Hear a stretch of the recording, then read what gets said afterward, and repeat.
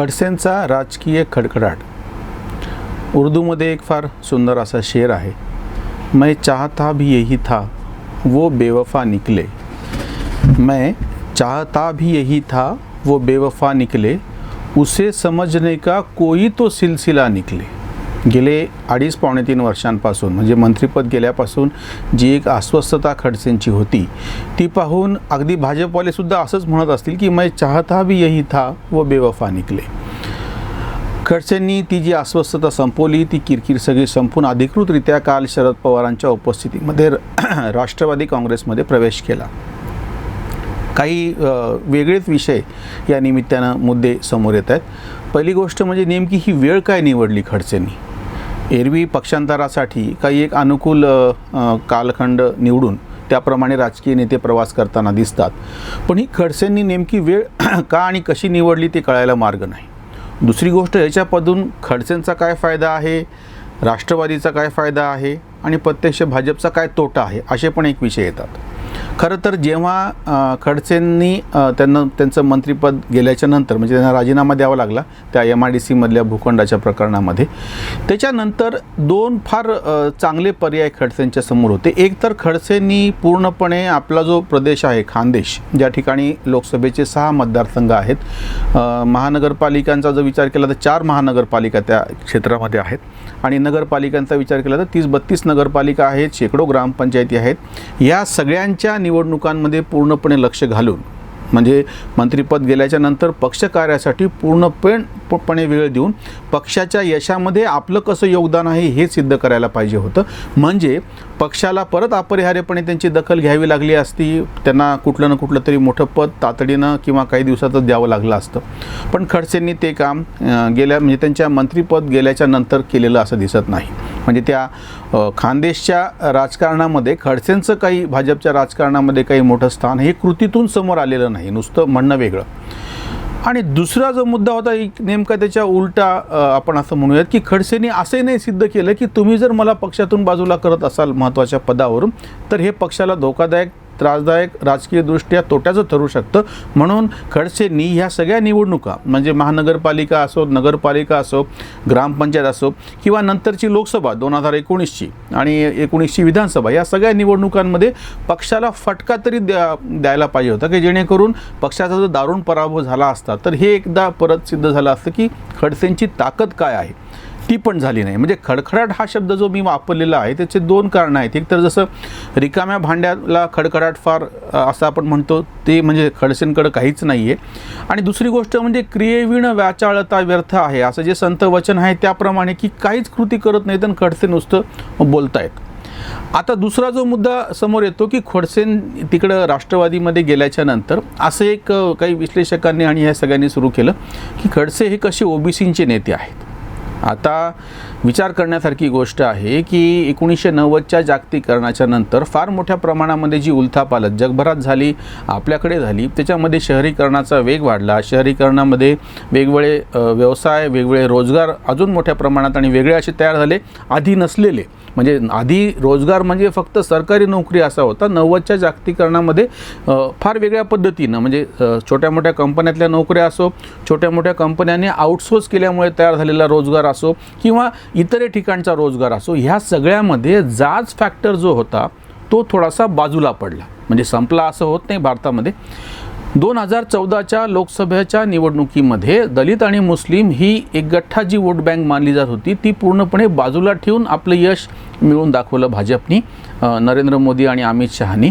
त्याच्यानंतर 2017ची विधानसभेची उत्तर प्रदेशची निवडणूक फार अतिशय विचार करावा, लक्षात घ्यावी, अभ्यासकांनी तपासावी अशी आहे की त्यांनी पण ज्या ठिकाणी जातीय पातळीवरती निवडणुका होतात आणि जिंकता येतं असं मानलं जात होतं, त्या उत्तर प्रदेश आणि बिहारमधल्या उत्तर प्रदेशमधून 2017च्या निवडणुकीमधून हे हिशोब पूर्णपणे चुकलेले म्हणा किंवा फसलेले म्हणा किंवा मार्जिनलाइज, मर्यादित होऊन फसलेले तुम्हाला दिसून येतील.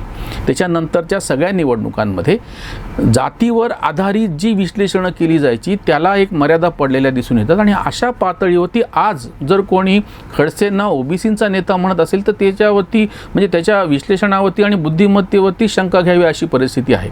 कारण की महाराष्ट्रामध्ये, भारतातल्या इतर भागातल्या विशेषतः उत्तर प्रदेश आणि बिहारमध्ये जातीवरती जो हिशोब चालतो त्यापेक्षा महाराष्ट्रातलं वातावरण नेहमीच पुरोगामी राहिले. राजकीयदृष्ट्या सुद्धा 1990च्या नंतर जर तुम्ही बघितलं तर सुधाकरराव नाईक, त्याच्यानंतर मनोहर जोशी, सुशीलकुमार शिंदे, देवेंद्र फडणवीस आणि आता उद्धव ठाकरे हे 5 मराठेतर मुख्यमंत्री ह्या महाराष्ट्रानं बघितलेत. उपमुख्यमंत्र्यांमध्ये गोपीनाथ मुंडे, त्याच्यानंतर छगन भुजबळ किंवा तुम्ही केंद्रीय नेतृत्वाच्या पातळीवरती जरी बघितलं तरी मराठेतर जे नेते महाराष्ट्रातले होते, गुरुदास कामत आहेत, सुरेश कलमाडी आहेत, प्रफुल्ल पटेल आहेत, नितीन गडकरी आहेत, प्रमोद महाजन आहेत, गोपीनाथ मुंडेही केंद्रामध्ये थोडा काळ का होईना मंत्री पण त्यांचं एक प्रभावशाली व्यक्तिमत्वावरती राहिलं. मनोहर जोशीवरती जाऊन लोकसभेचे अध्यक्ष बनलेले होते. विलास मोत्तेमवार आहेत, रामदास आठवले आहेत. म्हणजे तुम्हाला असं दिसेल की महाराष्ट्रात आणि महाराष्ट्राबाहेरही मराठेतर म्हणजे जी प्रमुख जात आहे त्याच्याशिवायच्या बाकीच्या छोट्या मोठ्या जातीचे लोकांना नेतृत्व म्हणून स्वीकारलं. म्हणजे मुख्यमंत्रीपदाचा कालखंड जर मोजला तर जवळपास अर्धा 90च्या नंतरच्या आताच्या 30 वर्षामध्ये 13-14 वर्षाचा कालखंड हा मराठेतर मुख्यमंत्र्यांचा आहे. ह्या पार्श्वभूमीवरती जर आज कोणी खडसेंना ओबीसींचा नेता म्हणत असेल तर ते थोडंसं विचित्र वाटतं आहे. दुसरी गोष्ट अशी, खडसे ज्या लेवा पाटील जातीचे आहेत ते फक्त तांत्रिकदृष्ट्या ओबीसी आहेत. ह्यांना ओबीसींचा इतर मागासवर्गीयांचा नेता म्हणावा अशी परिस्थिती नाही, कारण की जळगाव भागामध्ये लेवा पाटलांची सामाजिक, सांस्कृतिक, राजकीय, आर्थिक परिस्थिती अतिशय सबळ आहे. फक्त तांत्रिकदृष्ट्या केव्हा तरी ओबीसींना मध्ये लेवा पाटलांची गणना झाली आणि त्याच्यानंतर त्यांच्यावरती ओबीसी शिक्का बसला. हे एक विश्लेषण चूक. दुसरा एक मुद्दा आत्ता खडसेंच्या बाबतीमध्ये समोर येतो आणि खडसेंनी बोलूनही दाखवलं की मला देवेंद्र फडणवीसांनी छळलं. ज्या कोणाला भाजप संघाचं राजकारण किंवा गेल्या कित्येक दिवसांचा ज्याचा कोणाचा पत्रकाराचा अभ्यासकांनी त्याच्याबद्दलचा अभ्यास असेल त्यांच्या असं लक्षात येईल की भाजपमध्ये एका व्यक्तीच्या मनाप्रमाणे निर्णय होत नाहीत. जर देवेंद्र फडणवीसाची जरी अशी इच्छा असेल त्यांची की बाबा आपण खडसेंना बाजूला ठेवायला पाहिजे, तरीही ते तशी कृती करू शकत नाही जोपर्यंत त्यांना वरतून आशीर्वाद नाही. आणि खडसेंनी स्वतःच्याच बोलण्यातून आपलंच कसं विरोधाभास आपल्या बोलण्यात आहे हा सिद्ध केला. खडसे असं म्हणाले की मला राष्ट्रवादीमध्ये जा असं दिल्लीच्या एका केंद्रीय नेत्याने नेतृत्वाने सांगितलं. ह्याच्यातलं खरं खोटं तपासण्याचा मुद्दा नाही आहे, पण खडसे स्वतः एकीकडून असं म्हणत असतील की मला देवेंद्र फडणवीसांनी छळलं आणि दुसरीकडून खडसेच असं म्हणत असतील की मला वरच्या एका नेत्याने सांगितलं असं की तुम्ही राष्ट्रवादी जा. ह्याचा अर्थ असा की खडसेंचं हे बोलणं काहीही मनावर घेण्यासारखं नाही. त्याला प्रत्यक्षामध्ये अर्थ काही नाही. खडसेंची ही भावना असू शकते वैयक्तिक पातळीवरती, पण व्यवहारात काय त्याला अर्थ नाही. तिसरा जो आता मुद्दा येतो की राष्ट्रवादीच्या बाबतीमध्ये खडसेंनी भाजपमधून राष्ट्रवादीमध्ये येणं, ह्याच्यात राष्ट्रवादीचा काय फायदा आहे. खडसेंच्या बाबतीतलं 2 ताबडतोबचे तोट्याचे मुद्दे समोर येतात. एक तर खडसेंची स्नुषा, त्यांची सून रक्षा खडसे ह्या रावेरमधून सध्या खासदार आहेत, विद्यमान खासदार आहेत, भाजपच्या तिकिटावर निवडून आलेले आहेत. खडसेंची मुलगी आमदारकीला उभी होती पण तिचा पराभव झाला, पण इतर स्थानिक स्वराज्य संस्थांमध्ये तिलाही पदं मिळालेली आहेत. अशा वातावरणात खडसे जेव्हा राष्ट्रवादीमध्ये येतात तेव्हा खडसेंबरोबर खडसेंचे कार्यकर्तेही आलेले असतील किंवा येतील ही शक्यता नाही, कमी आहे. दुसरी गोष्ट अशी आहे की खडसे अशा पक्षातून बाहेर येतात की ज्या पक्षानं सलग 2 निवडणुका केंद्रामध्ये स्वतःचं स्थान निर्माण केलेलं आहे, निर्विवाद सत्ता त्यांची आहे. आणि महाराष्ट्रात सुद्धा जो पक्ष 1 नंबरचा पक्ष आहे, 105 आमदार त्यांचे निवडून आले, म्हणजे 3 आकडी आमदार ज्यांचे निवडून आले असे 1990च्या नंतरचं जर तुम्ही जर सगळ्या निवडणुका बघितल्या, फक्त 90ला काँग्रेसला 141 जागा भेटल्या होत्या जेव्हा शरद पवार काँग्रेसमध्ये होते. 95ची विधानसभा निवडणूक, 99ची निवडणूक, 2004ची विधानसभा निवडणूक, 9ची निवडणूक, या 4ही निवडणुकांच्या नंतर पहिल्यांदा 2014मध्ये भाजपला 3 आकडी म्हणजे 122 जागा भेटल्या आणि 19ला 105 जागा भेटल्या. म्हणजे राजकीयदृष्ट्या सुद्धा आकड्यातून जो पक्ष सक्षमपणे समोर येतो त्या पक्षातून खडसे बाहेर पडलेले आहेत. खरं तर केंद्रामध्ये सत्ता आहे म्हणल्याच्या नंतर खडसेंनी जर थोडा संयम बाळगला असता तर शक्यता होती की त्यांचं राजकीय पुनर्वसन कुठल्या ना कुठल्या तरी स्वरूपात झालं होतं आणि त्यांच्या प्रत्यक्ष घरामध्ये सत्तापद आत्ताही आहेत. त्याच्यामुळे राष्ट्रवादीला त्यांचा फायदा कुठल्या अर्थाने होऊ शकतो. राष्ट्रवादीचं सगळ्यात मोठी अडचण अशी की मुंबईसह कोकण विभाग, त्याच्यानंतर हा जो खानदेशचा जो विभाग आहे हा आणि विदर्भ, ह्या राष्ट्रवादीच्या कमकुवत अशा राहिलेल्या जागा आहेत. या ठिकाणी राष्ट्रवादीला कधी फारसं बळ भेटलेलं नाही. पश्चिम महाराष्ट्र त्यांचा गड राहिलेला आहे. मराठवाड्यामध्ये फार मोठ्या प्रमाणात चांगला प्रतिसाद राष्ट्रवादीला भेटलेला आहे.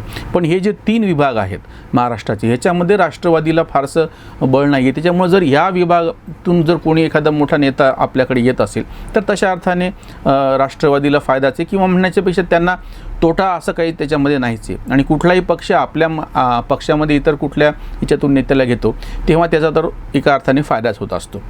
खडसेंचं आत्ताचं जे हे समोर दिसतं आहे, हे जे चित्र आहे, हा नुसता खडखडाट आहे न. तिकडून ते गेले, जिथून बाहेर पडले त्या भाजपला त्याचा तोटा नाही आणि जिकडं पोहोचले त्या राष्ट्रवादीलाही फारसा फायदा व्हायची शक्यता नाही. त्यामुळे खडसेंच्या ह्या निर्णयाच्या बाबतीमध्ये केवळ राजकीय खडखडाट इतकंच म्हणता येईल, त्याच्यातून फारसा कुठला दुसरा अर्थ संभवत नाही.